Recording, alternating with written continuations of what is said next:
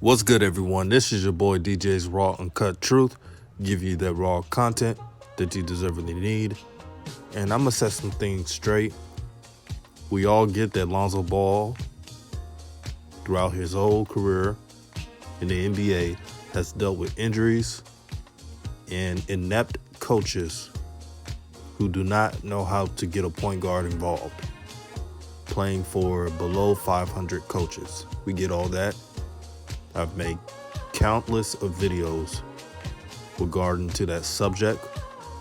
So everyone that's watching this video knows it. But I'm going to be real with all of you that are listening. Lonzo Ball has to take charge, and he has to perform a lot better offensively. Not just the horrible bubble play, but even from the little run he had from January to March.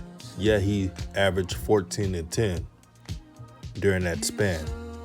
But there were some games where Lonzo Ball was too 3-point shot happy or not attacking a basket. And for those shines who keep making memes and posts about Lonzo not being a good 3-point shooter, he shot 38%. That's not his number one weakness right now. His top weakness is his inability to make free throws. He's shooting about 50% as a point guard. You cannot shoot 50% at all. You can't shoot 70% as a point guard. Point guard should at least shoot 80%, at least. So that has to be fixed immediately. When he drives to the basket, he's doing these two-handed layups that I cannot stand. He's not even trying to draw a foul. I don't know if it's because he's missing free throws or what, but hopefully he gets that iron out.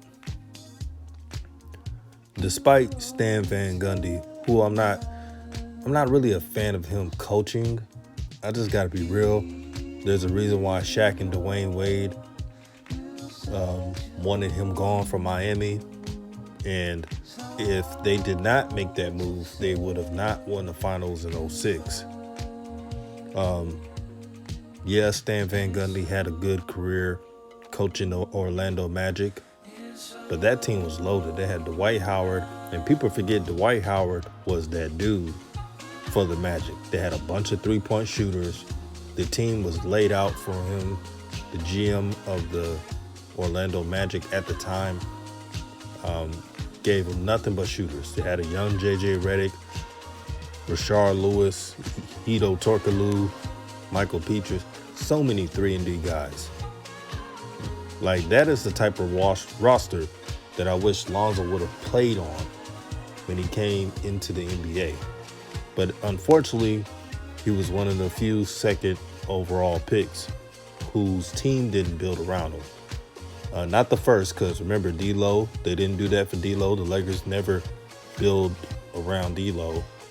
And then Brandon Ingram, when he was the number 2 overall pick, the Lakers never built around Brandon Ingram. So I don't know why Rob Pelinka and company gets credit for this championship when it's Klutch Sports, who had players take certain cuts or under the table kind of contracts for the Lakers to get more players.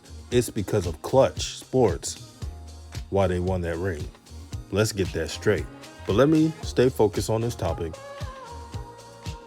Yes, we all get that Stan Van Gundy was not the best hire for the Pelicans. What he did to the Detroit Pistons was horrible. He was not only the head coach of the Pistons, he was the de facto GM calling the shots. And the Detroit Pistons are still paying for what Stan Van Gundy did to that roster. They're still rebuilding. But the good thing about the Pistons, they found a great coach in Dwayne Casey that has the team playing hard, and they're a step away from being a playoff team, so they're on their way. It's just, we get it. Stan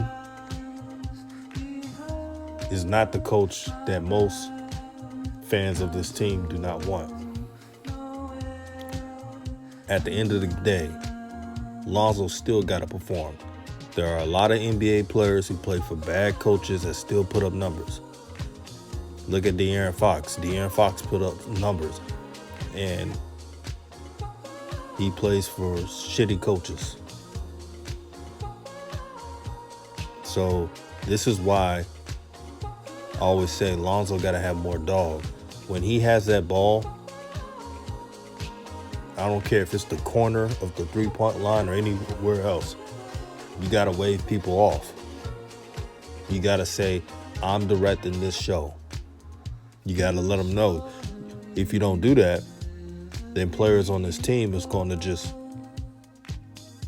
dictate the pace and not follow your lead.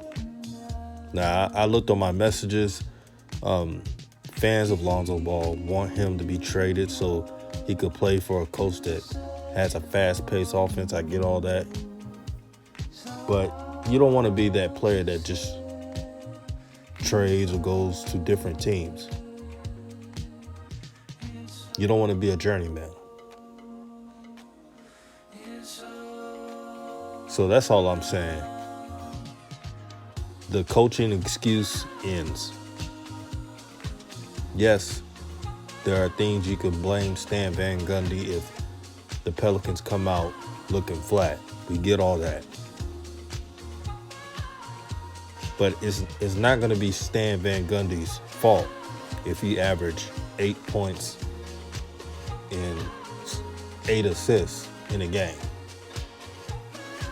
A game where you probably need 16 to 17 points at least and 10 assists. I'm not saying it's about stats. I'm not doing it. But you got to get yours in this league as well as winning. It's about both. Don't let these shines tell you, oh, it's not about stats. It is about stats. When you're trying to get that bag, when you're trying to provide for your family, creating a legacy, it is about stats.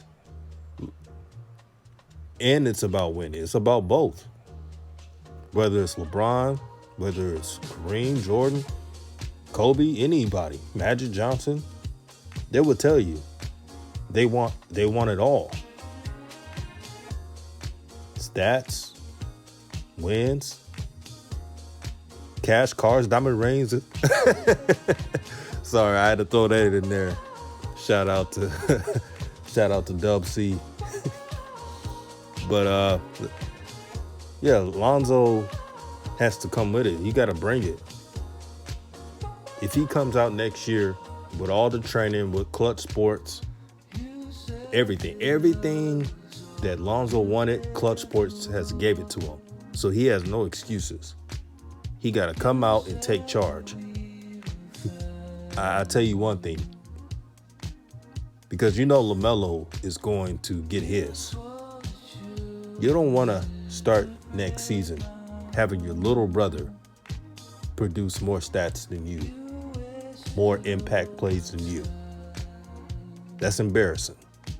And I know Lonzo doesn't want that to happen.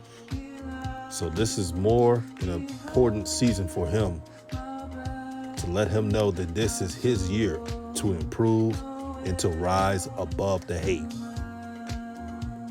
And before I go, I got to say this. I was watching Ball in the Family, and I see why Lonzo had a shitty play in the bubble. When Lonzo Ball was talking to Denise that he's going to the bubble and that he was coming back in 2 months, Denise, I don't know if you paid attention to it, Denise was like, 2 months? That's, you should want to come back 4 months, pretty much that. Because 2 months, you're not going to make the playoffs. So, unfortunately, I knew it. It was all mental. He wasn't checked in for the bubble. He just treated it like I'm gonna play and do what I gotta do. And that's not the mindset you need to have. I know it's a bubble. I know the bubble is not the type of play players want to do, but you got to be a man and take charge, man. You got to be that dude. Now, is Lonzo Ball the only player in the bubble that checked out? No, the Clippers had a bunch of players that checked out, as you've seen, that didn't want to be there. Many players from the Rockets, many players from, there was a lot, the Bucks. So I'm not going to be a hypocrite and act like Lonzo was the only one. But that tells me everything that I needed to know on why Lonzo did not have a great play at all. From what all he did, and I know he missed time because of COVID, but his mindset was not right. And hopefully he could change it. So that's all I'm going to say. All praise to the Most High. Make sure you subscribe to the channel. We're at 900 plus now, almost to 1,000. Tell a friend, tell a hater about this channel. Trying to grow this thing out. Peace and blessings to everyone. Have a good day.